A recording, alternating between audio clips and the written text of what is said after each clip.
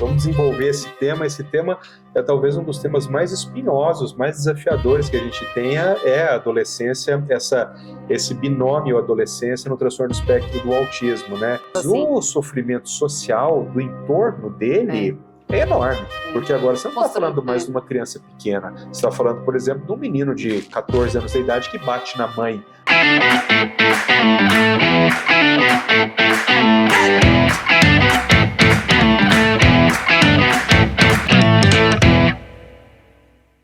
Olá pessoal, bem-vindos ao Formali Talks. Hoje temos mais um episódio com o Dr. Paulo Liberalesso para falar sobre autismo e adolescência. Ele que é médico, neurologista, pediatra, fez residência em pediatria também, tem pós-graduação em neurofisiologia, em análise do comportamento, mestrado em neurociências e doutorado em distúrbios da comunicação humana. O Dr. Paulo também é diretor científico do IEPS e do Instituto Neurociências Sem Fronteiras e está aqui para falar com a gente sobre esse assunto que é um tabu, né? Adolescência e quais são os desafios dentro da adolescência. Seja muito bem-vindo, Paulo. Obrigado, Marina. Obrigado pelo convite. É sempre um prazer estar aqui com você. Vamos desenvolver esse tema. Esse tema é talvez um dos temas mais espinhosos, mais desafiadores que a gente tenha, é a adolescência, esse binômio adolescência no transtorno do espectro do autismo, né? Então, vamos ter aí uma hora bem produtiva. Paulo, vamos começar falando um pouquinho sobre quais são os desafios que os adolescentes com autismo enfrentam. Assim, são vários, óbvio, mas na sua visão, quais são os maiores, se a gente pudesse elencar? Perfeito. Eu acho que a gente precisava dividir, Marina, isso em duas perspectivas. Uma perspectiva do adolescente com autismo mais sintomático, mais grave, e de um adolescente com autismo menos sintomático, oligossintomático que a gente chama, né? Porque as perspectivas elas são totalmente diferentes, né?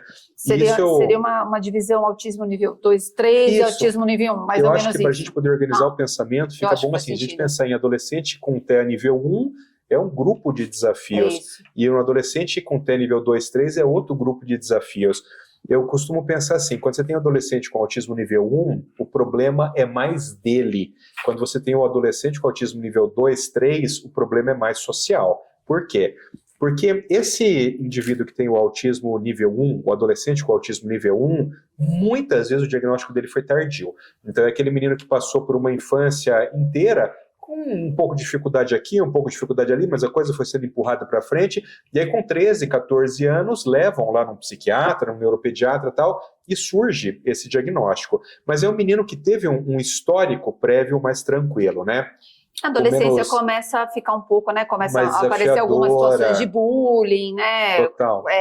Não ser incluído nas atividades sociais, né? Perfeito. A gente começa a ver que começa a não fazer parte do grupo. Está ficando mais diferente do que era antes, né? Isso. E aquele outro grupo de adolescentes com autismo nível 2, 3, já são pessoas cujo histórico do autismo começou no começo da vida, né? Isso é uma outra coisa interessante, né? Eu faço sempre uma brincadeira, mas é verdade. As pessoas pensam que a criança autista, quando chega com 12 anos, ela some, né? Porque você veja que até serviços de atendimento é muito difícil você ter um serviço. Existem capitais aqui no Brasil que não tem serviço de atendimento de autismo. De autismo em adolescentes, não tem.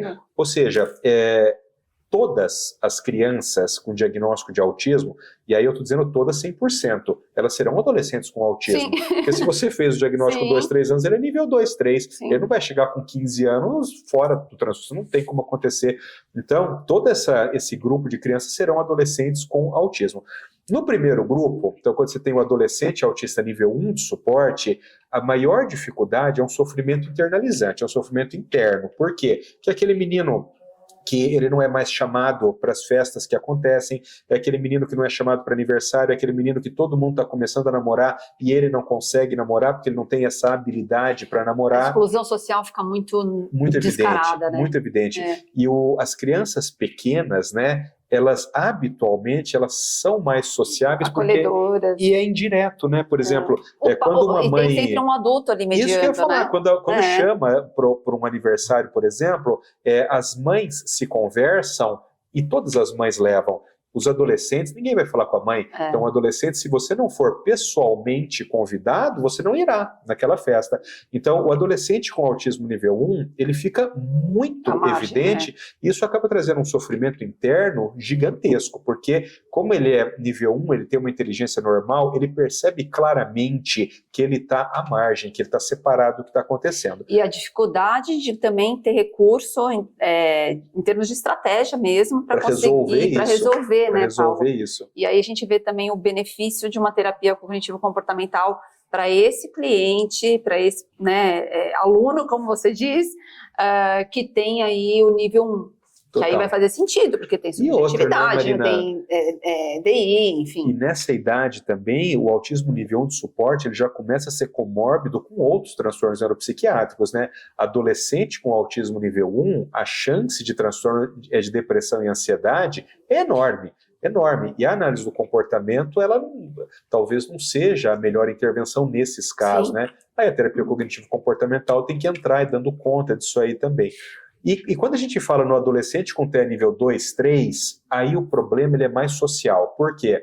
Porque você imagina um garoto, por exemplo, com 14 anos de idade, menino forte, 75 quilos, 1,65 m, 1,70 m e tal, e que ele tem uma deficiência intelectual e ele tem um comportamento violento. Você percebe que o sofrimento para ele é muito menor. Para ele enquanto pessoa, estou dizendo, né? Porque muitas vezes... percepção mesmo, né? Exato, ele não vai ter percepção do que está acontecendo. Da crítica, né? Digamos Mas assim. o sofrimento social do entorno dele é enorme. Porque agora você não está falando mais de uma criança pequena. Você está falando, por exemplo, de um menino de 14 anos de idade que bate na mãe. Uma coisa é uma criança de 3 anos dando um empurrão, uma mordida na mãe. Outra coisa é um menino de 75 quilos empurrando ou batendo ou segurando a mãe com força.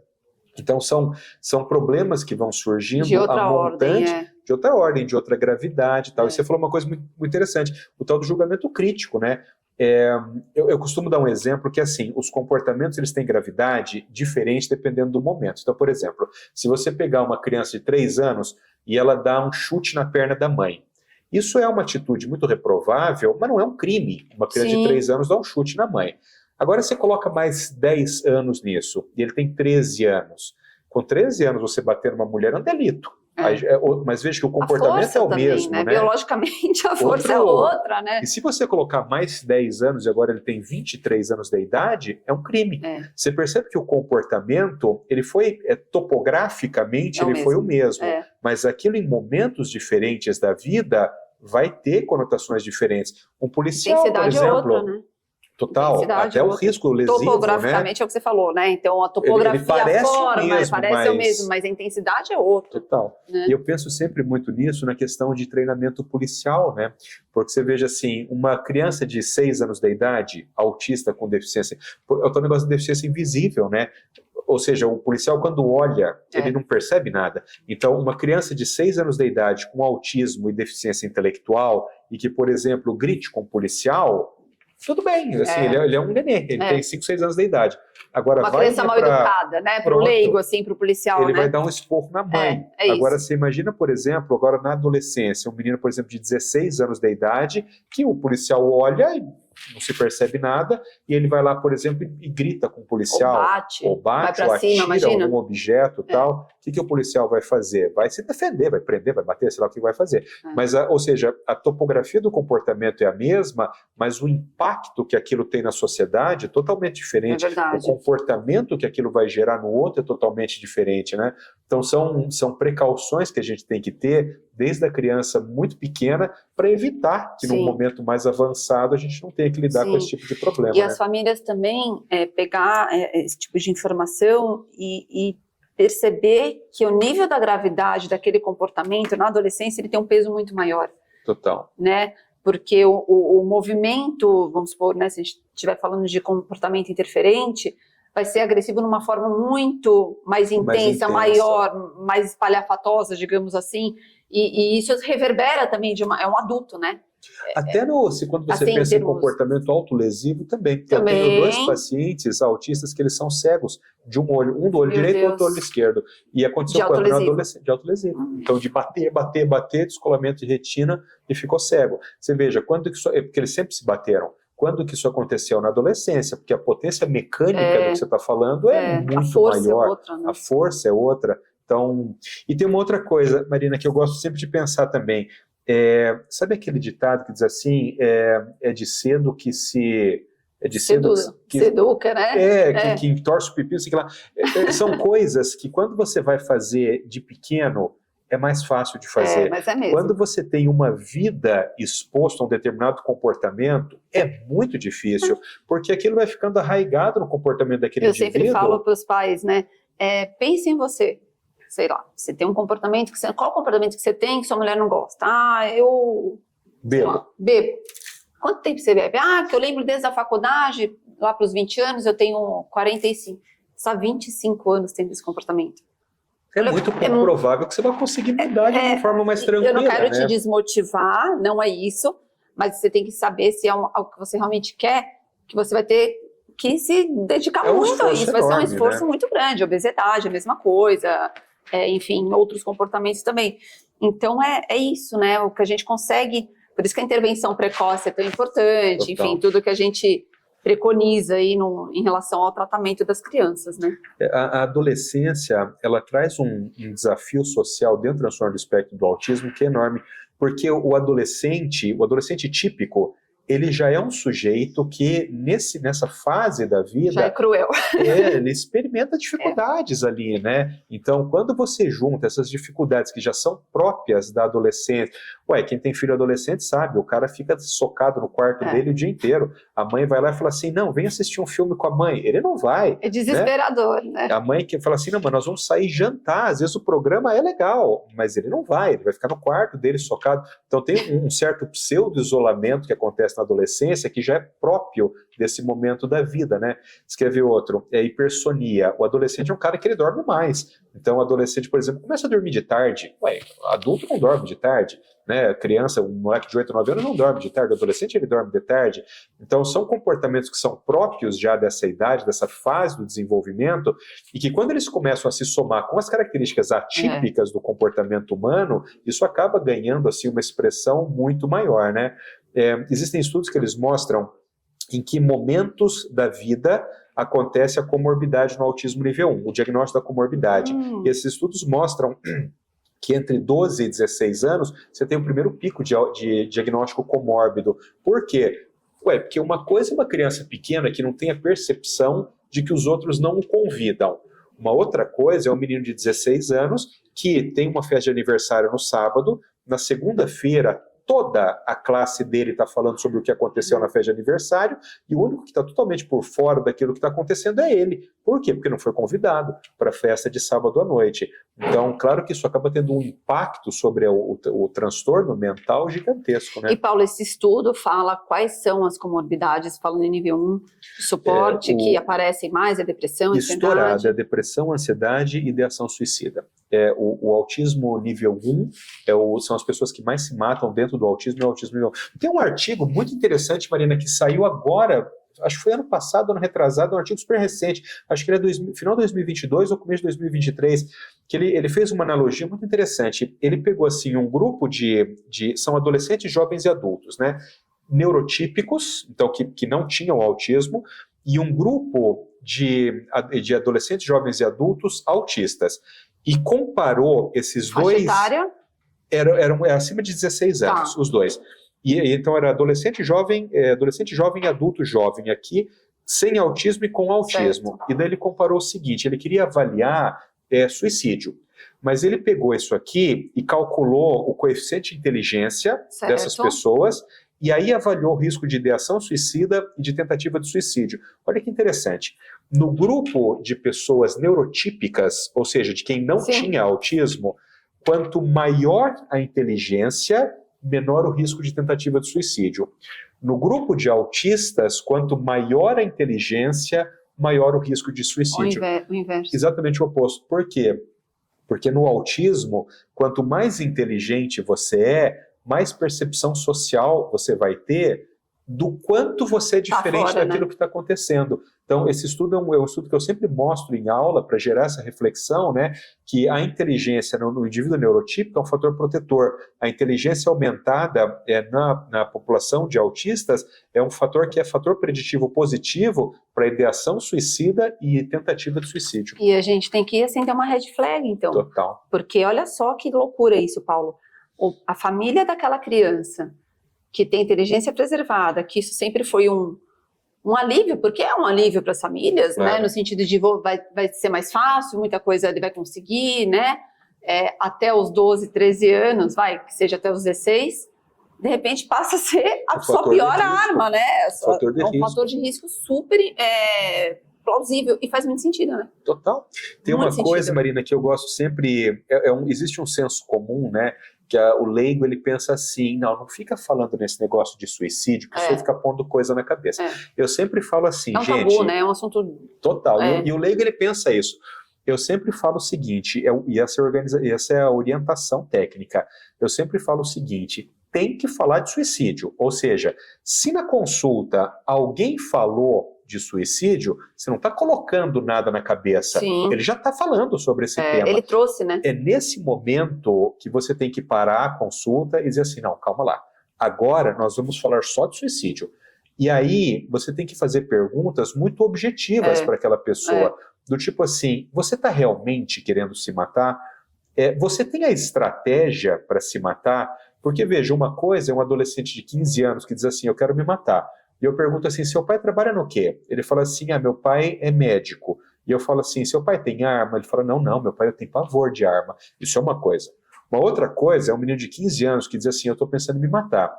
E eu falo, teu pai trabalha no quê? Ele fala assim, meu pai é policial militar. Eu falo assim, teu pai tem arma em casa? Ele fala assim, tem, ele guarda no criado mudo. É outra coisa. Ou seja, a possibilidade nessa segunda contingência desse menino ter acesso a uma arma de fogo que tem um potencial lesivo muito grande e se matar é uma. A do primeiro é outra.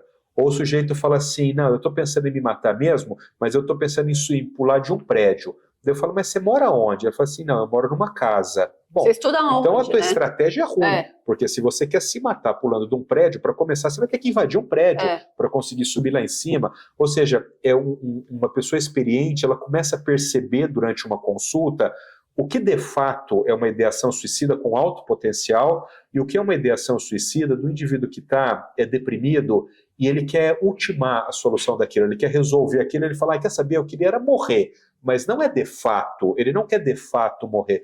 Isso é muito importante, Marina, porque em alguns casos, esses adolescentes precisam ser internados. Sim. Eles precisam ser internados. Então, se houver que é um outro problema, potencial do local, se houver um potencial muito grande de ele ultimar a vida, dele realmente tentar suicídio, dele cometer suicídio, essa pessoa precisa ser internada, né, para cuidados. Sim, né? Quando a gente fala de suicídio, comportamento autolesivo, depressão, me vem muito à mente a questão do borderline, né? Total. E aí eu quero que você me ajude, você enquanto médico, a separar, porque o autismo pode ter automutilação, ele pode ter a depressão, pode ter pensamento suicida.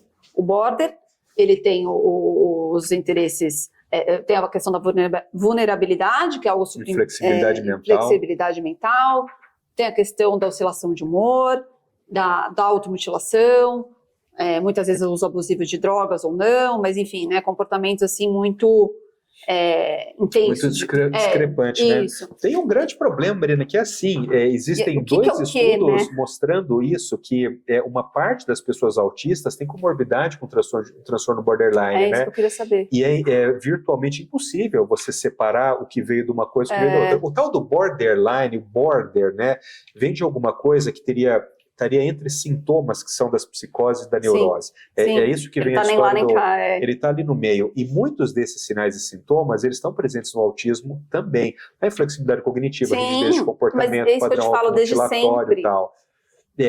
E aí tem uma questão que eu gosto sempre de refletir, que é o seguinte.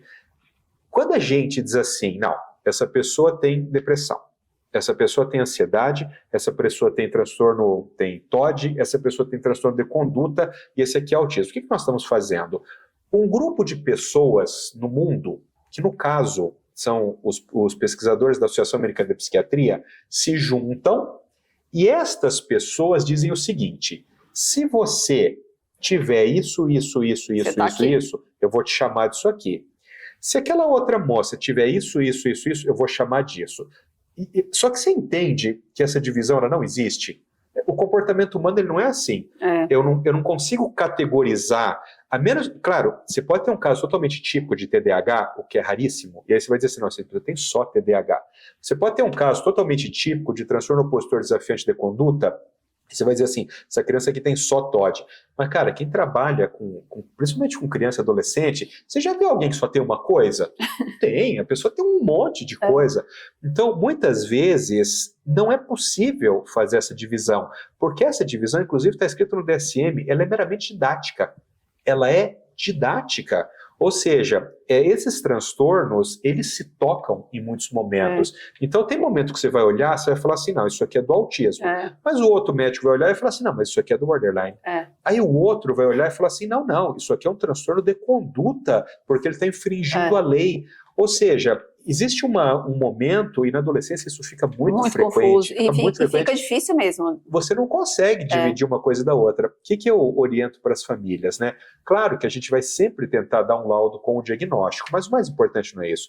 O mais importante é você identificar quais são os comportamentos que trazem prejuízo. Então, por exemplo, se os comportamentos que trazem prejuízo para você nesse momento são comportamentos de fundo depressivo, é isso que eu preciso entender, porque é isso que eu vou ter que tratar. Se os seus comportamentos, por exemplo, são automutilatórios, eu pego no seu braço aqui, tá cheio de corte. Eu atendi ano passado uma menina, a coisa mais triste que eu vi na vida. Uma menina de 14 anos, a menina é uma boneca, linda assim a menina tal. Dia quente em Curitiba, ela chegou com uma malha, com um negócio de manga comprida aqui assim, né? Na hora já né? Macaco velho, já saquei, né? Aí eu pedi para a mãe sair, eu falei para ela, falei assim, linda, você está se machucando? Daí ela falou assim, às vezes eu pego um clips e eu fico raspando o clips na pele. Daí eu falei assim, você pode tirar esse moletom para eu ver? Ela estava com uma camiseta por baixo, ela tirou, ela era destra, né? Quando é destra é no outro braço, né? Aí fui no lado esquerdo assim, o braço da menina inteiro fatiado aqui assim. Daí eu falei para ela, falei assim, você está se machucando mais em algum lugar? Daí ela falou assim, eu também estou cortando o meu peito. Aí eu pedi para a mãe entrar. Daí falei para ela, você pode mostrar para sua mãe aonde que você está se machucando? A menina abriu aqui assim, a menina mostrou aqui o seio dela inteirinho, fatiado aqui. Coisa triste assim de ver, sabe? Isso faz uns dois... TEA não. TEA nível 1. Isso faz uns 2... Sofrimento, né? Porque e ano atrás disso passado tudo é um tentou sofrimento. Suicídio. Quando você... Isso é um outro estudo interessante. A autoflagelação ela pode ser fator preditivo positivo para suicídio ou não. Quando a autoflagelação acontece no neurotípico, no indivíduo que não é autista, a autoflagelação ela tem mais poder preditivo para suicídio. No autismo tem menos. Mas todas as vezes que você vê um autista nível 1 com autoflagelação, você tem que perguntar a ele se ele já teve ideação suicida. No autismo nível 1, Marina, em torno de 2/3 dos autistas nível 1, depois da adolescência, dizem que já pensaram em se matar alguma vez. E chega a quase 20% a tentativa de suicídio. É muita coisa. É muita Se você coisa. pensar em todo esse universo de autistas nível 1 de suporte, que de cada 5, 1 vai atentar contra a própria vida, é um monte de gente que a gente está falando. Muitos deles acabam conseguindo se matar. Tem estudos que comparam isso também. Qual a eficácia, qual a letalidade de você, uma vez que você pensou assim, eu quero me matar, qual é a sua eficácia? Se você for autista, é maior do que se você não for. Ou seja, o grupo de pessoas autistas que tentam se matar, a chance dele conseguir se matar é maior do que o do grupo que não é autista. Por quê? Porque os mecanismos que essas pessoas usam para se matar, eles são mais lesivos. Vou dar um exemplo. Você acha que é mais fácil uma pessoa morrer se ela comprar um monte de diazepam e tomar os comprimidos, ou se ela subir num prédio de 50 andares e pular? Né? Lógico. Então, é muito mais provável que você morra se você pular de um prédio de 50 andares. O outro, Alguém pode te achar, alguém pode te levar para um pronto-socorro e fazer uma lavagem, você pode só ficar sonolento e não morrer. Então, os autistas, eles tentam de uma forma mais ofensiva. As estratégias são mais agressivas, digamos assim. Elas são mais agressivas, são elas menos são mais elaboradas, efetivas. no sentido de não tem uma elaboração de tomar medicação para que se... Não, já vou pulo do prédio mesmo porque não tem erro. E não vai, ou seja, a tomada de decisão, quando você está no transtorno do espectro do autismo, ela é muito mais refletida a respeito do final, né? Ou seja, o sujeito autista, quando ele pensa em se matar, de fato, ele quer o desfecho, ele realmente ele quer morrer. Então, acaba sendo muito mais efetivo. Por isso que eu digo assim, é muito preocupante quando um autista nível 1, por exemplo, durante uma consulta, você começa a perceber que tem ideação suicida. Você tem que olhar isso com muito mais cautela. Paulo, e nesses casos de autismo nível 1, com ideação suicida, que tipo de tratamento você indica? Você acha que é DBT, é o caminho? Eu acho que é um tratamento incrível, né? Total. Estudei bastante esse tema, é um caminho muito, muito bacana, né? É um tipo de terapia, né? Uma das terapias da terceira geração, que trabalha muito, né? Com transtornos de ansiedade, especificamente borderline, né? Total. Uso abusivo de drogas. Você acha que é esse o caminho? Você acha que vai para uma... Lógico, está tudo dentro da comportamental, digamos assim, mas você acha que seria isso? Eu hoje em dia, eu sei que onde eu moro, em Curitiba, né, eu sei que as mães, elas falam assim, doutor Paulo não gosta de usar remédio. Eu sei que tem esse... Eu sei que tem isso que corre lá, isso não é verdade, não é que eu não gosto de usar remédio, é que eu sempre digo que o remédio, ele sempre será a sua última opção, né? Então, uma vez que todas as questões comportamentais, elas se esgotaram, você vai pensar em remédio. Só que quando você tem alguns comportamentos que potencialmente eles colocam a sua vida em risco, aí essa lógica inverte. É lógico. Ou seja, eu não posso pegar para uma Você não tem menina, tempo para esperar. Total, porque o risco é óbvio. É lógico. Então você não pode chegar, por exemplo, uma menina de 16 anos, autista, nível 1, nível 2, ela está dizendo que ela quer se matar, e diz assim, nós vamos tentar então 8 semanas de... Não, nós vamos tentar 8 semanas de nada, né? Também, Claro. né? Nós vamos primeiro fazer um tratamento medicamentoso, internado, ou com acompanhamento integral dentro de casa e tal. Esses internamentos em casa também é muito feito na adolescência, viu?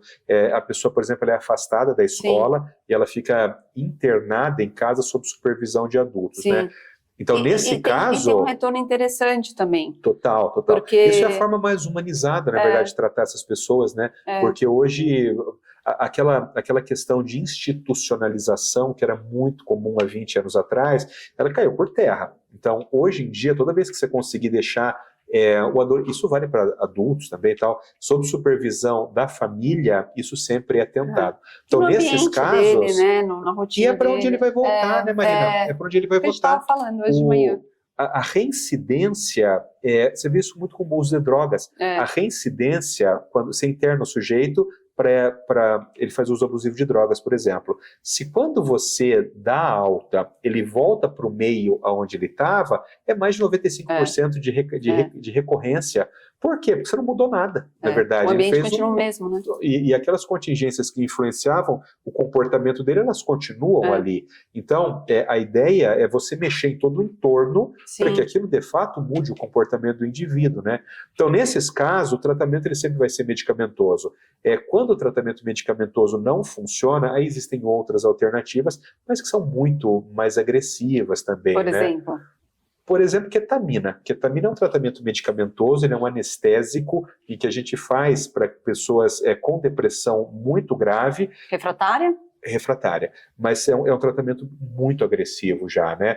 Eletroconvulsoterapia, por exemplo, que há uns anos atrás aqui no Brasil, isso foi tido como um método punitivo, né? Absolutamente, eletroconvulsoterapia é um método terapêutico, né? Claro que quando a gente pensa nisso, as pessoas veem aquela história de filme, dando choque nas pessoas, nada daquilo, né? Isso é feito com a pessoa anestesiada, é feito com a pessoa com relaxantes musculares, tal, mas são alternativas que, principalmente a galera da psiquiatria, pode lançar mão em casos muito graves, né? Você já teve algum paciente? Bom, acho que com ketamina já tive. Em Curitiba tem alguns psiquiatras que autismo nível 1, com depressão refratária, com tentativa de suicídio e tal. Em Curitiba tem 2 ou 3 médicos psiquiatras, são de adultos, não são de crianças, mas que lidam muito com com refratariedade de depressão. E ele respondeu esse Super paciente? bem, a eficácia é muito boa, é muito boa. Só o grande problema, né, é sempre esse, é o médio e longo prazo, porque você consegue mexer um pouco no meio, mas você não consegue dar outra vida para aquela pessoa. A mãe dela continua sendo a mãe dela, o pai dela é o pai dela, a escola dela, a dinâmica das pessoas familiar que faziam continua bullying é o sendo, mesmo. Então, às vezes, uma família muito degradada, como é que você resolve? Não tem muito como, né? Então, são casos que, em alguma medida, você tem uma limitação no quanto você consegue intervir no ambiente, né? Sim, a gente dá as orientações, algumas coisas são possíveis, mudança de escola é algo que... Mas assim, eu sempre falo, né? Falo até para os meus filhos em casa, aquele, sei lá, o Pedro que está molando, você vai ter vários Pedros na sua vida. Então, né? O problema não é o Pedro, o problema é como você vai ter que lidar, quais são as ferramentas que você vai ter que aprender a ter para lidar com isso. E tem uma outra coisa, viu, que eu vou puxar um gancho nisso que você está falando. Existe um senso comum hoje, que ele é mais ou menos assim. Vamos supor que eu tenho autismo nível 1, e eu digo o seguinte, eu sou uma pessoa autista nível 1, e você tem que me aceitar. Essa é uma outra questão, então, né? Mas você veja assim, tudo bem, tem que aceitar, mas o ter que aceitar não significa que eu sou obrigado a conviver com você, entendeu? Ué, se eu vou fazer a minha festa de aniversário, eu posso ou não te convidar. Independentemente de você ser autista, eu acho e não que tem isso nada a ver com aceitação, também. porque eu aceito você, eu respeito você, mas tem algumas decisões que sou eu que vou tomar. Se eu vou fazer um processo seletivo, por exemplo, e aí você fala assim, não, eu sou autista e eu acho que eu não preciso olhar para ninguém, também não dou bom dia, coisa e tal, tudo bem, eu respeito a sua posição, só que eu não vou te contratar. Então, o que acontece? As pessoas autistas precisam entender que, claro que dentro de algum limite, todos precisam ser respeitados, e isso é o que você falou, isso não depende de você é autista ou não. Mas existem alguns pontos que eles são fundamentais para que você tenha uma boa socialização. Então, por exemplo, um menino de 15 anos, autista nível 1, ele nunca fala com ninguém na escola, na hora do recreio, em vez dele ir, pois ele vai ficar trancado no banheiro, ou ele vai para a biblioteca ler os livros dele, aí ele quer que chamem ele para o aniversário. Mas por quê? Qual é o nível de relação que você estabeleceu com aquelas pessoas que vão fazer eu chamar você para o meu aniversário? Não dá. Então, o comportamento humano ele é uma construção. Então, embora, de novo, todo mundo tem que respeitar todo mundo, mas existem algumas coisas que se você não construir na relação, não vai simplesmente acontecer pelo fato de você ser autista, né? Em tudo, né, Paulo? Em relação de trabalho, de prestação de serviço, em tudo. Humanas. Porque, assim, eu vejo hoje um movimento muito... até em rede social a gente vê isso, um movimento muito queixoso, né, reclamando do comportamento do outro, mas pouco autocrítico e pouco assim de análise, de observação do que você está fazendo para melhorar ou piorar aquilo, né? Então é algo que a gente também vê na esfera do tratamento com as pessoas com autismo. Eu acho bem interessante o que a gente falou, a gente aprofundou bastante no autismo nível 1, as nuances, né? E aí as dificuldades nas questões sociais, de diagnóstico. Falando um pouco das dificuldades do nível 3 de suporte, né? Eu acho que quais são as mudanças hormonais que todo adolescente passa, em linhas gerais, e no nível 3, como que a gente lida com essa questão da sexualidade, que é um assunto também super tabu para a gente falar, né? Super saia justa. Eu tenho um paciente meu, caso de agora, que ele tem 12 anos de idade, um comportamento violento. Ele é um menino grande e é um autista severo, um nível 3 suporte com deficiência intelectual. Família recentemente veio para São Paulo procurar uma clínica para institucionalizá-lo. Por quê? Porque não tem como viver com essa criança em casa. E tem que tomar um pouco de cuidado com isso, Marina, porque às vezes alguém que não entende das coisas olha de fora e fala assim, meu Deus, que mãe é essa? Essa é a mãe que está 10 anos apanhando. Essa é a mãe que fez uma fratura de rádio porque o menino chutou. Essa é a mãe que teve que fazer implante capilar porque o menino arrancou o cabelo com a mãe. Então, quando a gente vai olhar para uma situação como essa, né, eu sempre digo assim, se você não entende do que está acontecendo, cara, não dá palpite, porque você não sabe o que é você ter um adolescente violento em casa, coisa e tal, né? Eu tenho uma mãe que ela teve que fazer implante dentário aqui na frente, porque ela tomou a cotovelada do menino e perdeu 5 dentes. Você imagina uma mulher jovem, por exemplo, você que toma uma cotovelada e te arranca 5 dentes da sua boca. Cara, olha o impacto disso, né? Então, o autismo nível 2, 3, suporte na adolescência, é o que eu falei, ele tem um impacto social, e essa mãe, por exemplo, ela é separada, porque alguém poderia falar, tá, mas por que o pai não segura? Porque não tem pai. Ou seja, ela fica trancada com esse menino dentro de casa. Eu tenho né? vários casos aqui, adolescentes de 1,80 m, 1,90 m, que sinceramente, a mãe não consegue segurar, eu não consigo segurar. Total. Não, né? Você faz o curso de manejo, tá, mas a gente está falando de uma coisa maior. A gente está falando de uma outra esfera. Quando a gente fala de redução de movimento, né, curso de manejo de redução de movimento e tal, as pessoas às vezes olham, por exemplo, um menino que nem esse piazinho que eu tô falando, 12 anos tal, tudo bem, ele é grande, mas assim, eu sou um cara de 100 quilos, eu consigo, não teria nenhum problema. problema. Talvez eu não, já. Não tem nenhuma chance, você não conseguiria, sabe por quê? Porque o leigo, ele pensa assim, como que você não dá conta de um menino de 12 anos? Mas calma, a questão é a seguinte, se for para bater, sem problema. Se um menino de 12 anos for judiar de você, que é uma mulher adulta, você pega um pedaço de pau e dá nele, entendeu? Você se defende, né? Total. Mas é que nesta circunstância, nós estamos falando de um sujeito com transtorno neuropsiquiátrico. Ou seja, tem duas coisas importantes. Primeiro, ele não te machucar. Segundo, você não machucar ele. Então, neste caso... Que na verdade a gente fica muito mais preocupado em não machucar do que ser machucado, né? Total. Você veja eu, por exemplo, se eu pegar esse menino para segurar, eu consigo segurar ele fácil. O que eu não posso garantir? Que ele não vai ter lesão. Não tem como, entendeu? Então, às vezes o leigo olhando fala assim, como que esse menino bateu em você? Você não consegue se defender? Mas é que não é isso. Não é como um ataque na rua, que você vai grudar no cabelo, você vai morder, você vai dar soco, você que é uma mulher, você vai chutar, coisa e tal. Puxar cabelo, é o que a gente sabe fazer. Você vai pegar o que der ali, puxar cabelo, morder. No caso ali, é totalmente diferente. Então, isso acaba... E você trouxe uma coisa que são as questões hormonais, né? Você pega um menino como esse, por exemplo, moleque tem 12 para 13 anos, começa a ter pico de testosterona. Testosterona é um hormônio de combate. Por que os homens costumam ter um comportamento muito mais violento que as mulheres, né? Só você pegar o número de assassinatos no mundo e você vai ver a proporção de homens que matam, mulher que mata. Será que é coincidência? Não. Os homens têm comportamento mais agressivo, os homens têm comportamento mais impulsivo, em média, né? Então você pega um adolescente como esse, o menino começa a ter pico de testosterona, mais irritado, menos tolerante, mais agressivo, vai piorar muito essa situação. E aí começam a entrar também questões mais complexas, Marina, que são questões de sexualidade, por exemplo, né? A gente estava falando hoje, antes de começar aqui, masturbação, por exemplo.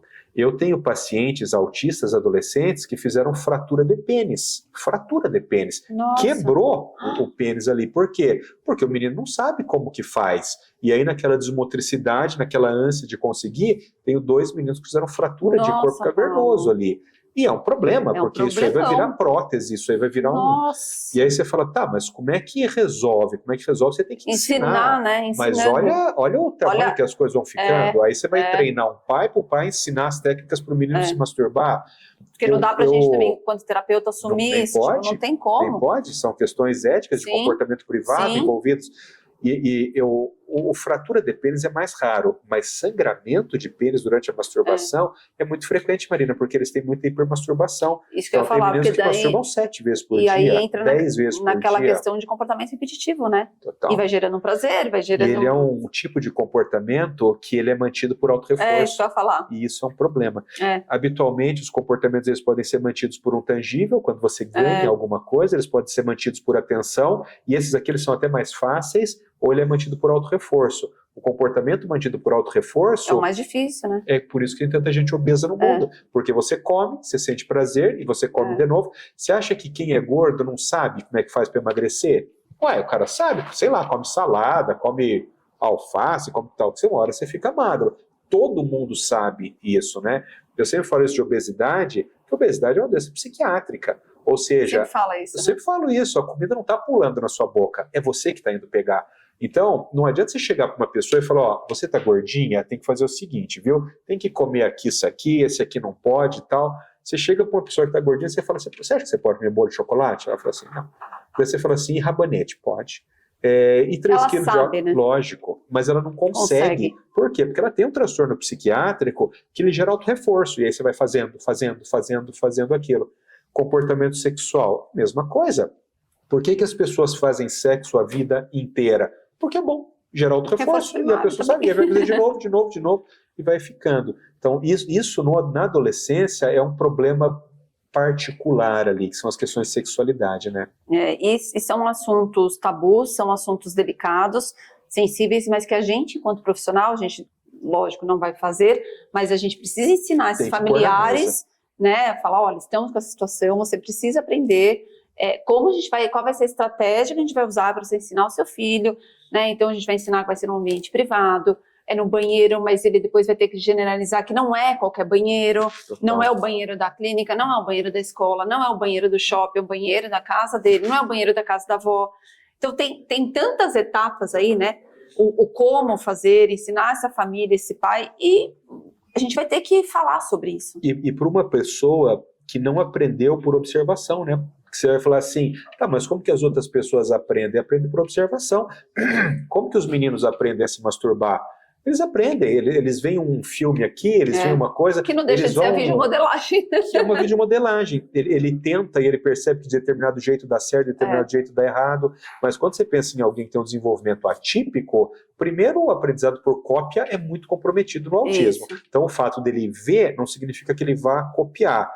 Segundo, quando os meninos adolescentes, porque os meninos falam sobre isso, né? Uhum. Mas isso depende de você estar inserido num grupo. Você não vai chegar para uma pessoa que você mal conhece e vai falar assim, o que você acha da gente falar sobre masturbação hoje? Totalmente fora de contexto. Não vai acontecer. Então, se esse adolescente autista ele não tiver inserido num grupo de meninos que estão falando sobre isso por algum motivo, ele não tem chance nenhuma. E uma outra questão também na sexualidade, Marina, que é um assunto super saia justa, mas assim, já existe muito artigo, e artigo em revista importante publicado sobre isso, é a questão de orientação sexual.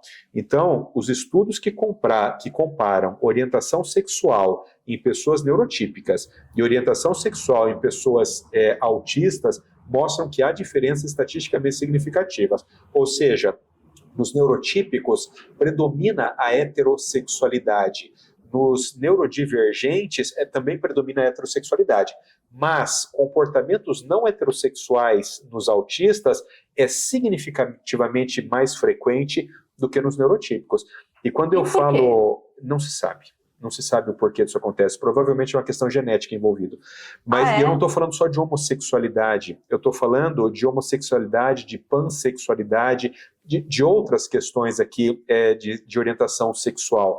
Mas há uma diferença entre uma coisa e outra. Isso já está documentado na literatura. Daí você vai dizer assim, Paulo, isso é importante? Claro que isso é importante. Isso é importante não pela sua orientação sexual. Sim. Isso em si é irrelevante, mas o impacto social que isso vai ter é muito importante. Sim. Então, a forma como você vai tratar a sexualidade, se aquele menino ele é heterossexual, é uma, o tipo de orientação é uma. Se aquele menino tem uma tendência não heterossexual, pansexual ou homossexual, o tipo de orientação é diferente, claro, é outra. Sim. As práticas que ele vai ter são diferentes. Então, é muito importante que na adolescência, quando surge, né, essa queixa, quando surge esse comportamento, que os terapeutas também deem conta de entender a orientação sexual e, no momento apropriado, façam a orientação. O que a gente sempre fala aqui, né, nosso protocolo surgiu algum tema relacionado à sexualidade, traz para a supervisão, a gente marca uma reunião com a família, explica o que está acontecendo,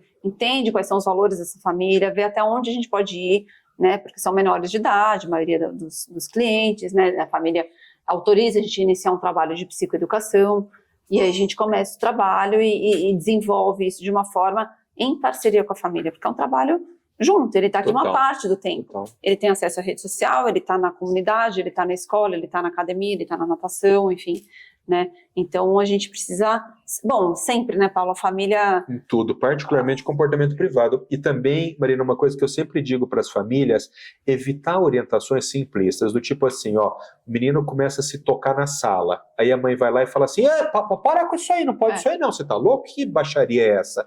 Não resolve nada. Não resolve nada e veja, não é que não pode se tocar. Pode. Pode. O que não pode? Não pode aqui. Não pode aqui no meio da sala, não pode na frente da sua mãe. Então, sempre pedir uma orientação para um terapeuta sobre o que falar. Porque esse tipo de orientação, o que é isso? Tira a mão daí. Você tá louco fazer isso aqui na minha sala? Não é essa a orientação, né? Existe uma forma correta de você conduzir isso. Sim. Isso é super importante para deixar claro aqui para quem está ouvindo a gente, que tem que ser trabalhado, né? Não é para punir, porque, gente, é algo natural, isso é da vida. O ser humano tem que acontecer. O que a gente precisa voltando naquele outro podcast que a gente fez, é o número de repetição. Quantas vezes a gente vai precisar falar, ensinar sobre determinado assunto? Você fala 1, 2, 3 vezes para um adolescente típico, 10 vai para um adolescente típico, 2, 3 eu não conheço ainda. Você fala umas 10 vezes para o adolescente típico, para o adolescente com autismo, você vai falar 100, né? Não no sentido de falar, no sentido de ensinar, que eu quero dizer, né? Paulo, para a gente finalizar aqui essa conversa, estou pensando aqui, só um minutinho agora, estou pensando aqui que perguntas eu posso fazer para finalizar.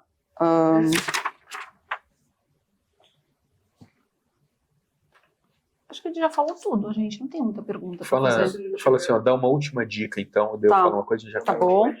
Vocês cortam essa parte, né? Tá bom.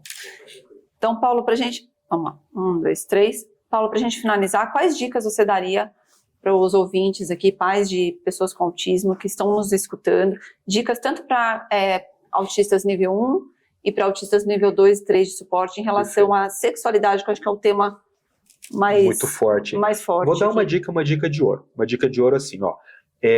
Quando você tem uma boa percepção a respeito do outro, você consegue entender a intenção do outro. Então, por exemplo, você é uma mulher adulta casada. Eu estou vendo que você tem uma aliança, eu já percebi que você é uma mulher casada.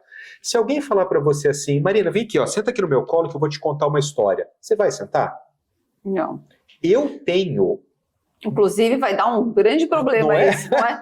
Não claro, é, porque vai sentir como uma falta de respeito. E aí você vai falar assim, ó, não, que absurdo é esse que você está falando. Mas por quê? Porque você se colocou no meu lugar e você entendeu qual é a minha intenção quando eu falei isso. A malícia, né? Isso. Agora imagine uma pessoa, por exemplo, que não tem a tomada de perspectiva. Eu falo assim, imagina, menina, senta aqui que eu vou te contar uma história super interessante. Aí você vem e senta. Então, o que eu quero dizer? Qual que é a dica de ouro? Você treinar em adolescentes, em crianças todo, mas você treinar a tomada de perspectiva. Ou seja, quando você ouve alguma coisa, o que é que aquela pessoa está intencionando quando ela disse isso? Né? Isso em crianças mais velhas, adolescentes, em criança pequena. Criança pequena vai ter muita dificuldade em entender isso. Então você treina uma coisa objetiva. O que é uma coisa objetiva? Aonde que pode pôr a mão e aonde que não pode pôr a mão? Na internet... As pessoas conseguem isso. Tem bonequinho menino e bonequinho menina. Sinais verdes para as partes íntimas, vermelhos, desculpa, é isso. É o semáforo. Isso aí você tem que treinar com criança, gente, super pequenininha. A gente faz esse trabalho aqui. Então você, por exemplo, no peito, 2 bolinhas vermelhas. Ninguém nunca vai poder pôr a mão. No bumbum, bolinha vermelha. Na frente, bolinha vermelha. E aí você, porque daí, quando a criança vai fazer, você fala, lembra que é bolinha vermelha? E aí a criança vai entendendo isso de uma forma muito mais prática, de uma forma muito mais objetiva, né? Essa é uma boa dica. Você sabe, para terminar, né, uma vez aconteceu uma coisa super interessante no consultório. Como eu sou neuropediatra, eu não costumo auscultar coração, auscultar, né? Não faz parte da consulta isso. Mas há uns 2, 3 anos atrás, uma menininha, acho que um autista, devia ter uns 4, 5 anos de idade, mas nível 1, assim, menina super esperta, coisa e tal. E aí eu terminei a consulta, mas falou, doutor Paulo, eu acho que ela está chiando o peito. O senhor pode auscultar o coração, o pulmão dela? Eu posso, né? Eu peguei, levantei, pus meu estetoscópio. Só que ela era miudinha, ela tinha uns 4 anos, ela era uma criança, assim, lógico que eu não ia fazer se fosse uma moça, né? Mas aí, o que eu fiz? Eu me aproximei dela e falei assim, linda, deixa o tio Paulo escutar aqui. Aí eu fui com a mão aqui na camiseta dela, qual que era a minha ideia? Puxar a camiseta e colocar o estetoscópio por baixo, né? No que eu fiz assim e fui puxar, menina, 4 anos, a menininha fez assim, ó. Assim, na hora eu me toquei. Aí a menininha fez assim e olhou pra mãe. E falou assim, muito. Daí eu falei, eu queria até ter isso que a gente quer, né? Aí ela fez assim, ó, e olhou pra mãe. Daí a menininha falou assim pra mãe, o tio Paulo pode? Ai, daí a mãe falou assim, só o tio Paulo, a mamãe e o papai que pode. Aí ela tirou a mão e me deixou escutar. Sabe, criança bem treinada? Como ela era pequena assim, eu não me ocorreu, mas eu devia ter falado. Falei assim, linda, tio Paulo pode pôr aqui por baixo, coisa e tal, né? Mas eu fui no automático ali, assim, né? Então você veja, criança super bem treinada, né? Criança que até naquela contingência, na frente da mãe, com o médico que ela já conhecia há muitos anos, ela pediu permissão para saber se podia ou não tocar nela. A gente tem que começar de algum lugar. e começar com essas explicações mais didáticas funcionam muito, eles aprendem super rápido. Super rápido. Né? E a gente sempre fala que a gente tem que trabalhar com eles, estimulá-los para que eles saibam lidar com uma situação de abuso, com uma situação de invasão de privacidade. E que saibam, né, perceber o abuso, né, Marina? Porque às vezes o abuso está acontecendo e a pessoa não percebe. Não é que ela está escondendo, ela tá o negócio de sentar no colo. Ela não percebe qual que era a intenção que estava por trás daquela pessoa. Então, às vezes, isso está acontecendo há anos e ela está negligenciando o comportamento, porque realmente ela não entendeu que aquilo estava acontecendo, né? É isso. Paulo, assunto super interessante, muito bom mesmo esse bate-papo e esse aprofundamento num tema que é tão complexo, tão complexo, né? E tem várias questões envolvidas. Várias camadas. É um assunto que dava para ficar horas falando sobre ele. É mesmo. Obrigada mais uma vez por você ter vindo aqui. Eu que agradeço, Marina. Pessoal, terminamos aqui hoje mais um episódio do Formare Talks. O Dr. Paulo Liberalesso falou sobre autismo na adolescência e espero que vocês tenham gostado. Espero que vocês possam seguir a gente aqui no YouTube e fazer o comentário de vocês, dar o like de vocês, para que esse conteúdo chegue no máximo de pessoas possível, tá bom? Esperamos vocês no próximo.